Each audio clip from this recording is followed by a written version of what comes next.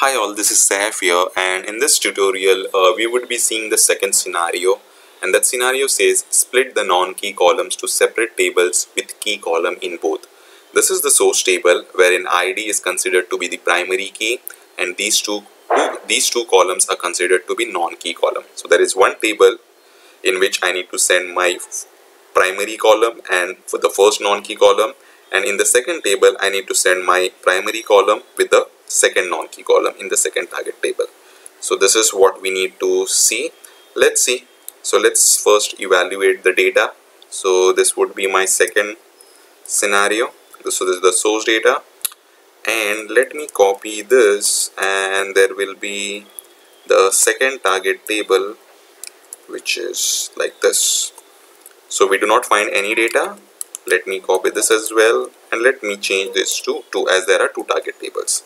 So there is no data. So let's start designing the mapping. Let's close this mapping which we have prepared earlier, and let's drag the source and target structures. Import from database, credentials which we already assigned last time. This is my second source structure. Let's import the target, connect,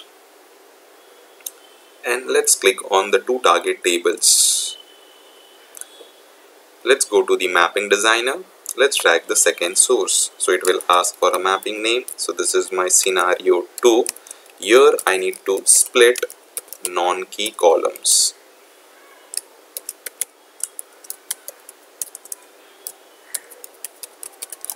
So this is my source, and let's pull my two target tables. Let's enhance the view. Now again, it's a simple approach. So what I need to do is I'll just use an expression transformation, just a pass through. Even you can skip this, but I'll just use this.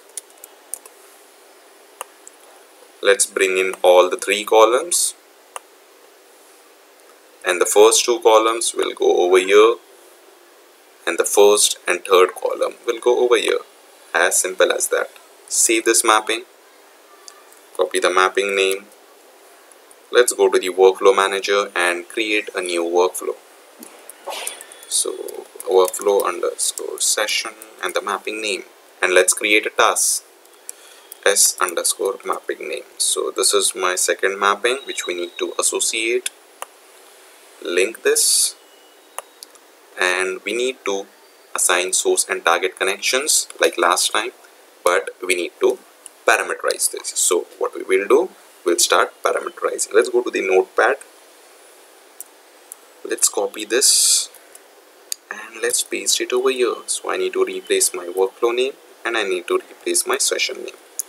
So let's come over here and copy this, copy the workflow name and place this workflow name over here and session name over here, and remove this prefix. Let's copy the connection variable for source so that we can apply, and let's change this to parameterization. So source is done. Similarly we need to do target. Let's go over here, paste this. In spite of source, let's do TGT and apply this connection value to all instances. Just do a cross check. Yes, that is reflecting. Now bulk to normal, apply this to all instance. We are not updating the data. Again to all instance. We are not deleting the data. Apply this attribute to all instances. If there is any data, truncate before loading. Just cross check with the second. The properties looks good. And the last thing is we need to paste this in parameter file. So vi batch 37. Let's go to the insert mode and just insert this and save and quit the file. So let's copy the path, go to the workflow, edit, properties and paste this, and let's copy the file name. At the end place a forward slash and the parameter file name. Save this and let's execute this flow. Let's come to the monitor tool. This is getting executed. So 5 rows are being read and 5 rows are being written to each target table. So let me run for the first table. I can see the data. And let me run the second table. I can see the data. This is what was the expectation for the second scenario, to split the non-key columns to both the tables. And that's what we have achieved. Thank you for watching this tutorial. See you in the next tutorial. Thank you.